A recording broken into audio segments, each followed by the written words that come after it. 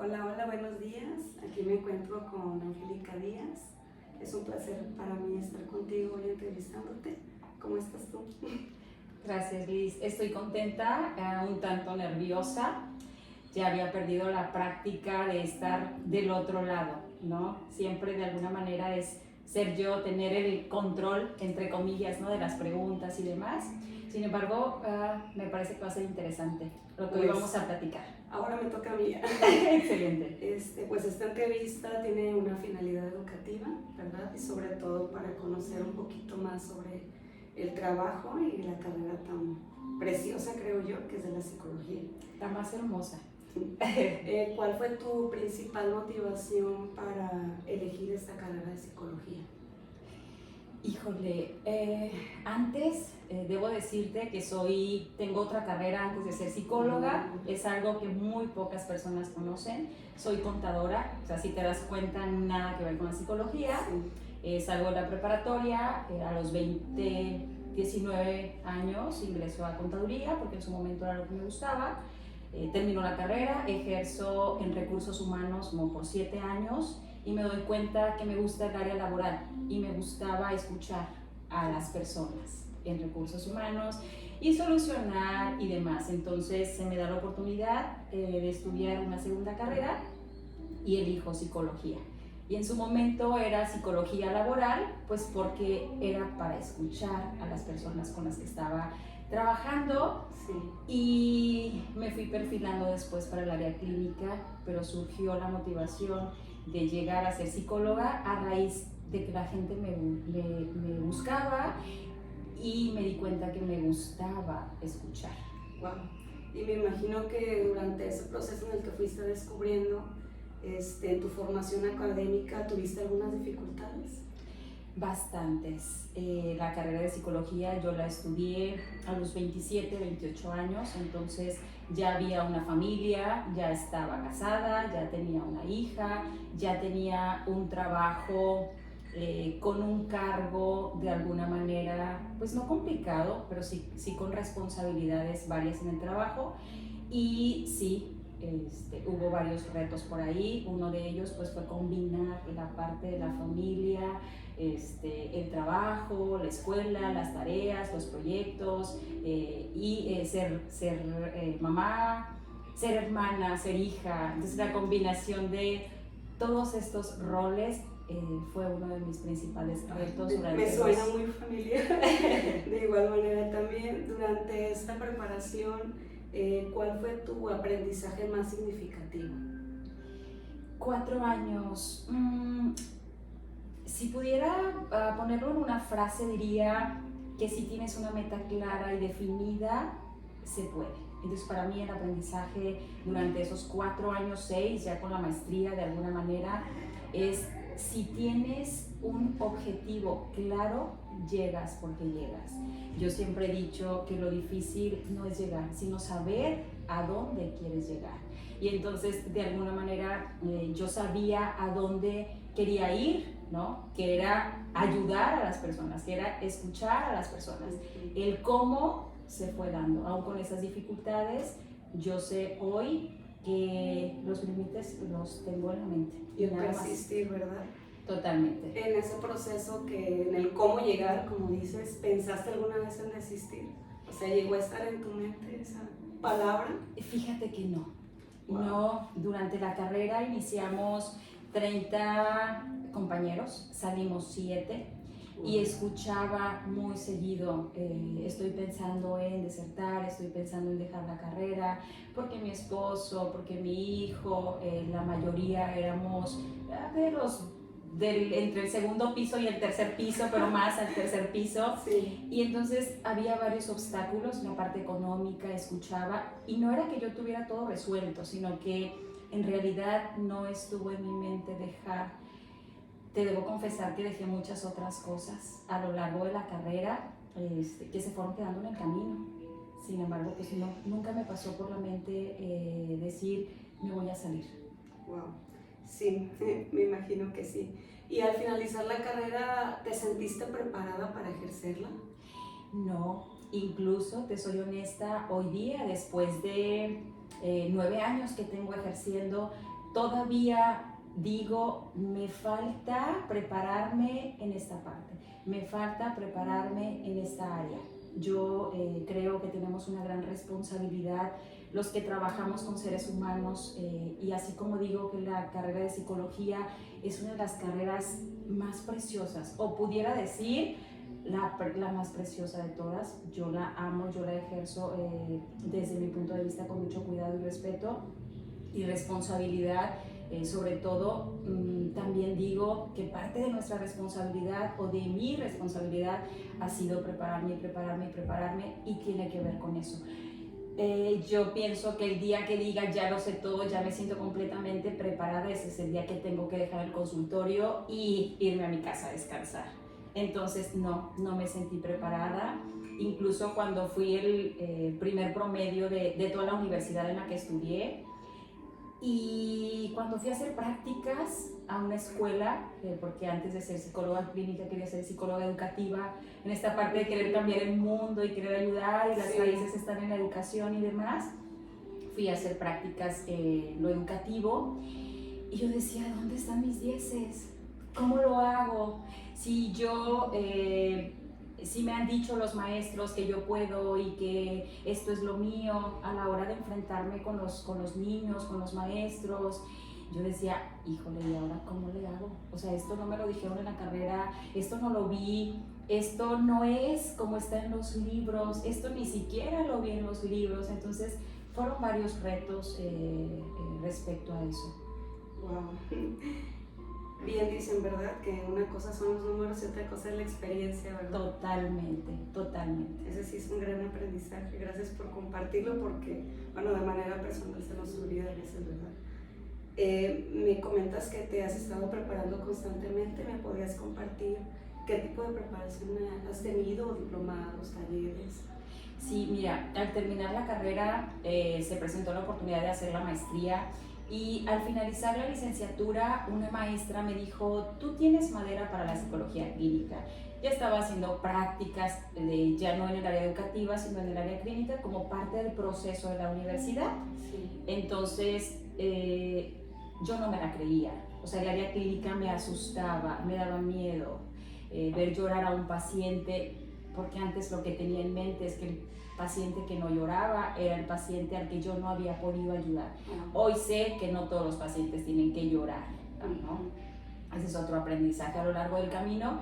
Y una maestra en una ocasión me dijo eso, ¿no? Tú tienes madera para la parte clínica. Yo admiraba a esa maestra, la sigo admirando todavía.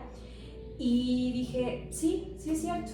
Y entonces me metí a estudiar la especialidad en psicoterapia, que fueron 2 años más, 4 de licenciatura, 2 de maestría en psicoterapia. Salgo de la maestría y todavía algo me faltaba. Yo decía, quiero técnicas. Como estudiante, a mí lo que me pasó era ir buscando la técnica para intervenir. Hoy sé que el éxito de la terapia no es una técnica. Respeto profundamente a quien busca la técnica como terapeuta. Yo te puedo decir que el éxito de la terapia no es una técnica. Y entonces terminé la maestría y buscando esa técnica pues me iba a los congresos, a cursos, a talleres, y en la terapia, porque ya estaba ejerciendo como terapeuta, como psicoterapeuta, además de las prácticas que la escuela me pedía, me llegaban parejas y yo decía, no quiero trabajar con parejas, porque en su momento yo tenía una situación complicada de pareja, y no sé si les han comentado en la carrera, lo que necesitamos es lo que llega.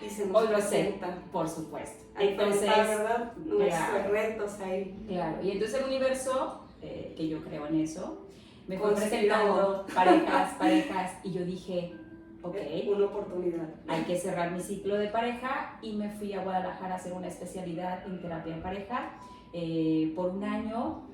Y también dentro de prepararme y de conocerme y de profundizar en los obstáculos que yo veía que tenía dentro del proceso terapéutico, hablando de prejuicios, de creencias, de introyectos y demás, se presentó la oportunidad de hacer un diplomado en sexualidad y lo hice casi por 1 año también.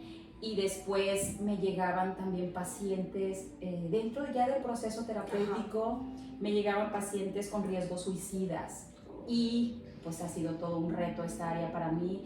Y dije, no es suficiente lo que sé, necesito más herramientas para saber cómo trabajar suicidio, cómo trabajar con familias y demás. Ahorita veo que la combinación que has tenido es tu experiencia con lo teórico, vaya, con el aprendizaje, ¿verdad? Para ir de la par y de la mano. Totalmente, Liz. Algo que que a mí no me dijeron en la escuela, y esto es importante, me decían, tienen que ir a terapia, tienen que ir a terapia. Empieza su proceso. Empieza su proceso. Pero nadie me dijo lo suficiente. ¿Por qué era que había que la importancia de trabajar en nosotros mismos para poder acompañar al otro? Yo lo fui descubriendo a lo largo del camino y entonces a raíz de esas necesidades que yo detectaba en mí, me iba a terapia, cerraba, sanaba y entonces me preparaba. Entonces hice el diplomado en suicidio también. Y de ahí pues muchos cursos, ¿no? Intervención en crisis, y yo soy de las personas que está buscando cómo a dónde irme, además que me encanta, si se trata de viajar, a mí me encanta viajar, y si puedo combinar, aprender, conocer y viajar, yo soy la más feliz del mundo. Es la clave, ¿verdad? Claro. Encontraste tu clave. Claro, y actualmente estoy por finalizar un diplomado en tanatología que me encanta, Wow. me encanta, y uno en psicopatología. En psicopatología solo me estoy actualizando, pues los trastornos y la sociedad está cambiando, entonces ahí estoy haciendo una actualización. Lo de tanatología, aunque lo vi en la carrera y en la especialidad, no tenía un diplomado como tal, y estoy a 2 meses de finalizar. Oh, felicidades, muy bien. Gracias. ¿Con qué frecuencia, o más bien, por qué situaciones acuden las personas a una psicoterapia? Hay situaciones diversas. Yo, por ejemplo, trabajo con jóvenes y adultos. En el camino elegí dejar de trabajar con niños y con adolescentes y me sentí más cómoda y elegí centrarme en la población adulta, de adultos jóvenes. Y si pudiera como resumir eso que me preguntas, podría ser depresión, ansiedad y sentido de vida. Hoy día me parece, esto es mío, ¿no? Que vivimos tanto en la rutina, que vivimos tanto en las prisas, que nos olvidamos del verdadero sentido de la vida. Y entonces cuando llegan personas, por ejemplo, con depresión, incluso con ansiedad y con algún otro padecimiento, yo me doy cuenta que hace falta un sentido de vida, que hemos dejado de vivir lo que realmente nos gusta. Incluso a mí en lo personal me pasó. Y son esas 3 cosas, entre muchas otras, ¿no? Violencia, duelos por término de pareja, duelos por muerte y demás, son las principales causas. ¿Y cómo identificas en ese proceso que estás en la terapia qué estrategia de intervención, si se le puede nombrar? ¿Cómo sabes de qué manera vas a trabajar con cada paciente o de qué manera vas a intervenir? Ok. Algo que a mí me ha funcionado, y bueno, no es que solo a mí me haya funcionado, incluso los libros lo dicen, ¿no? Aprender a escuchar, estar presente dentro de las sesiones terapéuticas, dejarme de lado incluso y meterme en el rol como terapeuta, dejarme de lado en la medida de lo posible, porque no dejo de ser angélica y me pongo únicamente en el rol de terapeuta, eso es imposible. ¿Cómo sé qué es lo que necesita el paciente? Más allá de la técnica o de la estrategia y de la teoría, más allá de eso, observando, escuchando, estando presente. Yo le comentaba a alguno de mis alumnos en algún momento que si no estás presente en la sesión, así tengas la mejor técnica para aplicar, no vas a llegar ahí. El paciente se da cuenta por mucho si tú estás presente, si lo estás escuchando o no lo estás escuchando, si está siendo congruente con lo que está diciendo y con lo que está haciendo. Entonces, si pudiera como resumir nuevamente una respuesta para esa pregunta, sería estar presente. Y entonces, a raíz de que estoy presente, puedo saber qué me va a funcionar o qué nos podría ayudarnos, porque juntos co-creamos ese espacio a los dos, ¿no? Wow, qué interesante. Porque, bueno, a veces pensamos que es dejarle a la otra persona, ¿verdad? Pero no. Sí, no, y en el proceso de psicoterapia menos, te confieso que en algún punto, cuando recién salí de la carrera, un paciente no volvía y yo decía, por mi salud mental, yo decía, el paciente no está listo para iniciar proceso terapéutico y le dejaba la responsabilidad al paciente. Sí. Hoy sé que si ese paciente fue una sesión o 2 sesiones y no regresó, es porque algo no encontró en el espacio que yo le estaba ofreciendo, algo no encontró en lo que yo estaba proporcionando. Entonces hoy a ser consciente de eso me ha ayudado pues a prepararme más y más. Eso me llevaría un poquito más a la siguiente pregunta, ¿cómo puedes ayudar a una persona que no quiere ser ayudada? Bueno, si bien viene a terapia, pero pues hay renuencia a veces por parte, me imagino, del paciente, ¿no? O de alguna manera identificas que a lo mejor no te está diciendo la verdad, o también pues que pues no denota avance, ¿no? Que sigue la misma situación. ¿De qué manera intervienes o cómo das ese vuelco, ese giro para poder ayudar? Ok, bueno, de entrada, ¿cómo ayudar a una persona que no quiere ser ayudada?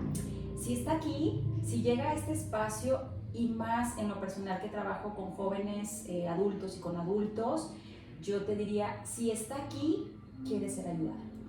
Si está aquí, aunque haya un otro que lo empujó, que le pagó la terapia, que lo acompañó y se quedó de alguna manera en la sala para que no se saliera del consultorio yéndonos como a lo extremo, sí. Si está aquí en el consultorio es porque quiere ser ayudada.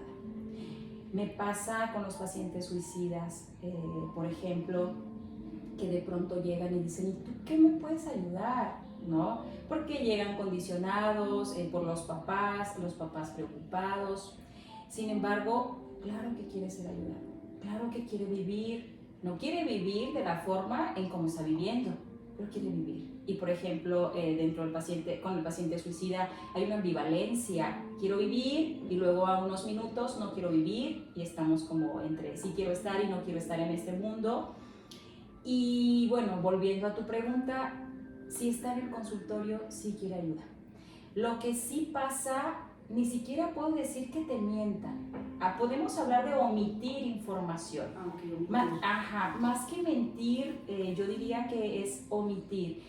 ¿Cómo ayudo a esas personas? Primero, intentando hacer consciente de lo que el espacio le brindaría.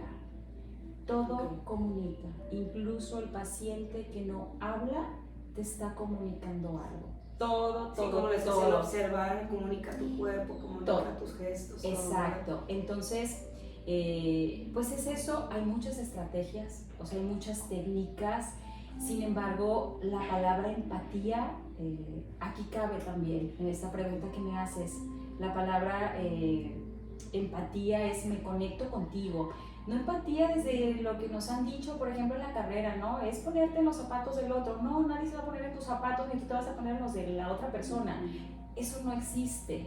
Pero sí empatía a decir, aquí estoy, te escucho, no puedo sentir lo que tú estás sintiendo. Si tú me compartes, yo puedo acompañarte.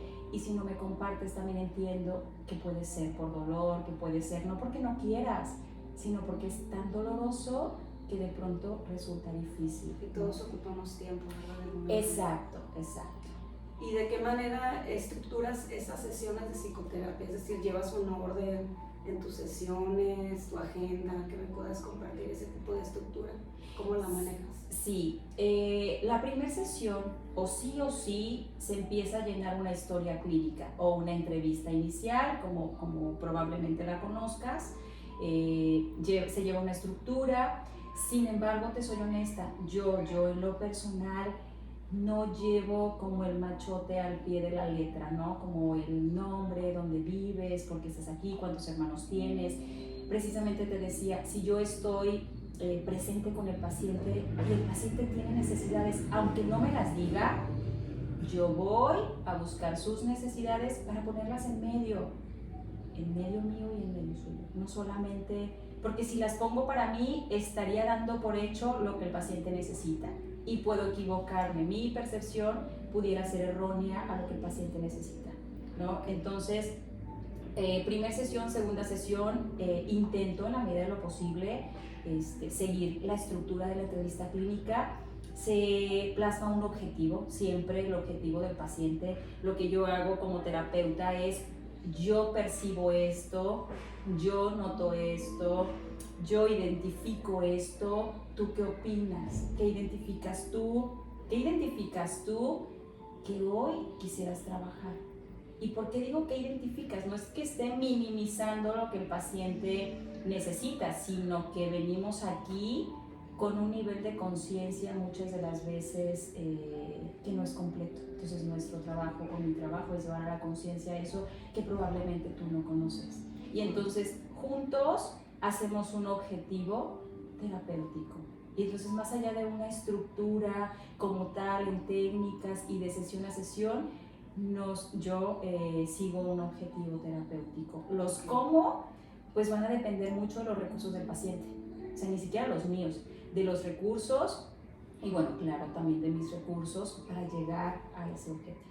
Bueno, y me lleva a la siguiente pregunta, que es precisamente si hay bases o cuáles son las bases de la relación psicólogo-paciente, que es mucho de lo que me estabas comentando ahorita, ¿verdad? Sí, fíjate que esa pregunta debería de ser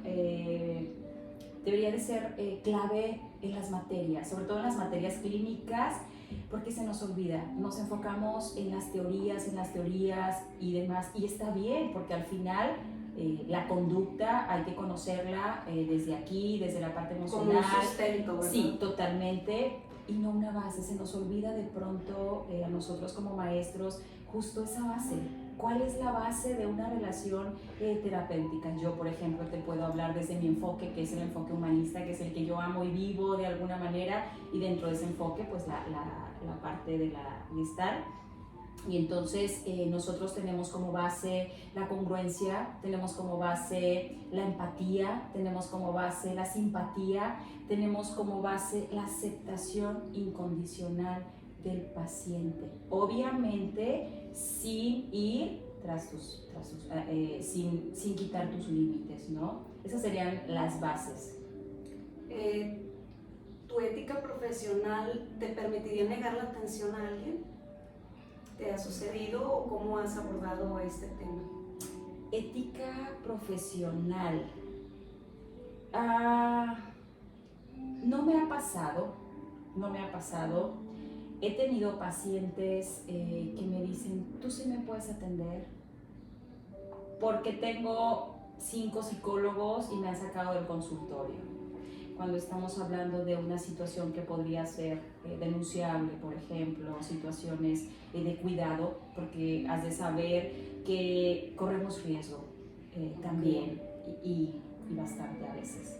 Entonces, no he negado, sí podría, no por ética, fíjate, más allá de que si sea ético o no, sí podría negarlo, no me ha pasado. ¿En qué momento pienso que podría negar la atención? En el momento en el que yo no me sienta preparada para atender un caso. En el momento, por ejemplo, yo no soy terapeuta sexual, allá quiero ir próximamente, no lo soy. Entonces, si me llega una pareja donde yo identifico que hay una situación sexual que yo no voy a poder trabajar, yo no es que niegue el servicio a ellos, sino que yo derivo. Primero hago consciente, le digo por qué no está dentro de mis posibilidades, yo no soy experta en esta área, sin embargo te puedo canalizar con alguien que te va a poder ayudar. Es lo que se habla mucho, bueno, lo he escuchado en las teorías, el de trabajo interdisciplinario, ¿no? Sí. De derivar, ¿verdad? Sí, totalmente. Y entonces no sería negar por ética. Por ética sería ser consciente que tus recursos no te dan para eso, y entonces lo ético sería derivar. Lo que no sería ético es quedarte con el paciente y intervenir en lo que aprendes, ¿no? Entonces, pues no, negar una atención antes de recibirlos no. Y una vez recibiendo, ni siquiera sería negar, sería derivar. Y siempre, desde mi percepción, para el bien del paciente. Bueno, la siguiente pregunta dice de las habilidades que has desarrollado para realizar tu trabajo, y me gustaría enlazarlo con lo que acabas de comentar, del riesgo y peligro. O sea, me gustaría enlazarla con eso porque pues creo que va dentro de las habilidades, ¿no? De identificar cuando estás en riesgo. Sí, siempre he dicho que el cuerpo es muy sabio. Si tú aprendes a conocerte y aprendes a observar al otro, sabes de alguna manera como si el otro puede llegar a lastimarte o no. ¿Cuáles son las habilidades que yo he desarrollado? Hoy sé, por ejemplo, que si voy a atender a un paciente masculino, no lo cito a las 3 de la tarde, que la persona de recepción no ha llegado, no lo cito a las 4, donde los demás consultorios están solos, lo cito en una hora donde la sala de espera está llena. He trabajado con la puerta abierta. Le he dicho, por ejemplo, a la niña de recepción, voy a dejar la puerta abierta, si tú escuchas algo, no dudes en entrar, cuando en otro momento ella tiene prohibido tocar la puerta dentro de mis sesiones. Entonces yo, de alguna manera, he aprendido también, esto me acuerdo que lo tomé de un congreso en Monterrey, justo nos hablaban de los riesgos que nosotros como terapeutas corríamos, ¿no? Los pacientes que tienen alguna situación delictiva, por ejemplo, llegan y algo que yo les digo, no me des nombres, no me digas dónde, no me digas cómo, porque en realidad a nosotros como terapeutas, a mí no me interesa eso. A mí dime cómo te sientes, a mí dime cómo te afectó, a mí dime cómo ha repercutido, pero yo no quiero el nombre ni cómo, no me sirve totalmente. Y desde la primera sesión, cuando se plasma un objetivo y cuando se llena la historia clínica, pues por supuesto te das cuenta del riesgo que podrías correr, y entonces ahí es cuando le dices al paciente, pasa esto, por supuesto es que te puedo atender, o sea, no tengo derecho, es un humano, porque todos somos humanos, y si está acá, tiene derecho, así sea él el que haya sido el agresor, y hago esto, pues depende de lo que haya pasado, también tiene derecho y es humano. Y a veces perdemos de vista y solamente vemos la víctima y no vemos la otra parte también. Qué importante y qué interesante. Bueno, dentro de esas situaciones, ¿me puedes platicar qué satisfacciones te ha dado tu profesión? Híjole, Liz, muchísimas. Muchísimas satisfacciones, recibir, por ejemplo, mensajes de mis pacientes que atendí hace 4 años y que me digan gracias, aquello que me dijiste aquella vez, pasó esto. Esos mensajes me llenan de gratitud, como no tienes una idea, al final del día, cuando termino las sesiones, porque puedo darme cuenta cuando yo me sentí productiva en las sesiones, cuando no me siento productiva, porque debo confesarte que tengo un exigente de pronto alto. ¿Sé de eso?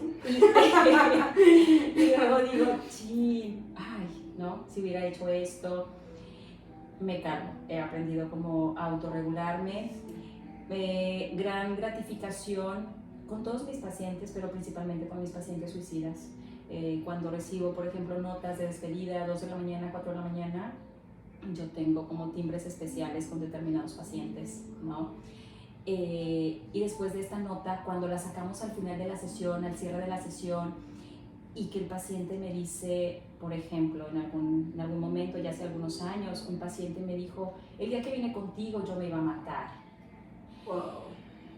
Y después de meses de terapia, que el paciente haya narrado como su historia y agradeciendo, eso me llenó de satisfacción. No por el impacto allá afuera, sino por el impacto que él tuvo. Lo que representa la vida. Totalmente.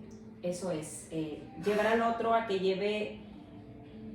tenga un sentido de vida, eso me llena de satisfacción, porque para mí es la base. Wow, sí, me imagino que sí. Fue una de mis motivaciones, ver cómo cambian las personas cuando salen de la psicoterapia.